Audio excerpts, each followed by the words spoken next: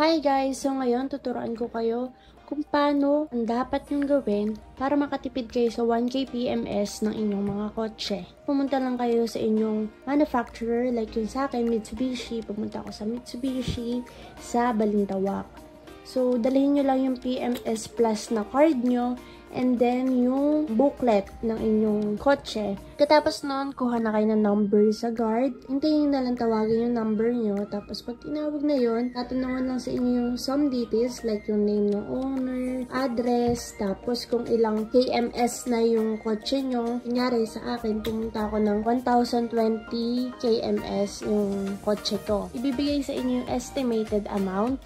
Tapos, i-check nyo yun. Kapag okay na siya, hihingin sa inyo yung susi ng kotse dahil kailangan nila itong malipat. Papunta rin sa car wash. So, kailangan talaga i-surrender yung susi. Maghihintay tayo ng mga 2 to 3 hours. Okay na yung kotse. So, hindi tayo pwedeng lumapit doon sa mga nagagawa para ma-avoid yung ibang, kunyari, additional papagawa sa mga mekaniko. Ayun, natuwa ako kasi mayroon na siyang libreng car wash. Hindi pa naman sobrang dumi yung kotse ko nun, pero yun, na-car wash na siya.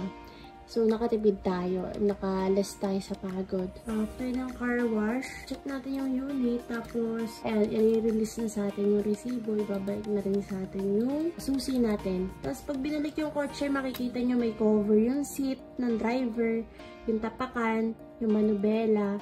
Kasi, to avoid yung yung germs, ganyan, para safety din ng driver. At, nung mga gumawa. So, actually, sobrang bilis lang eh. Mayroon namang free snacks and drinks sa Mitsubishi, Balintawak. So, nasulit ko yun. Nag-Milo ko, kumain ako, tapos naglaro lang ako habang naghihintay. Tapos, surrender lang sa guard yung resibo, pipirmahan niya yun, then, pwedeng tayo umalis. So, paano nga ba ang tips para hindi gumastos ng mahal? Ang kailangan dyan ay i-check nyo yung quotation na ibibigay sa inyo ng mag-a-assist. Tapos, kailangan, ang mga nakalagay lang doon ay yung mga kailangan gawin sa kotse, like yung change oil, sa engine oil, oil filter, tapos magbabayad tayo ng cleaning materials kasi nga siguro dahil din dun sa free car wash. Meron silang rags, washer, pack rod. So, kasama yun sa package. So, yung engine oil na 3 liters ay 1,860. Tapos, 500 naman yung cleaning materials. Yung libre doon ay yung labor ng mga gumawa kasi naka 1K PMS tayo. Tapos, ang total lang na nagastos ko ay 2,360. Wala nang hidden cost. Ayun na yung lahat. Dapat mabuting i-check nyo yung quotation na ibibigay sa inyo para ma-avoid yung additional charges. Baka kasi maglagay yung advisor dyan, yung mag-check ng ibang hindi naman kailangan.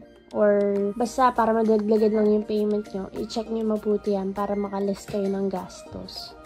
Tapos, ulitin nyo na rin yung mga free snacks, drinks, wifi, habang naghihintay kayo kasi syempre medyo matagal, kailangan ma-enjoy nyo rin yung paghihintay nyo, masulit nyo. Ayun guys, sana may natutunan kayo na tips and tricks sa akin. So yun lang guys, thank you for watching. Please like and subscribe to my YouTube channel and don't forget to click the notification bell down below so that you'll be notified whenever I upload a new video.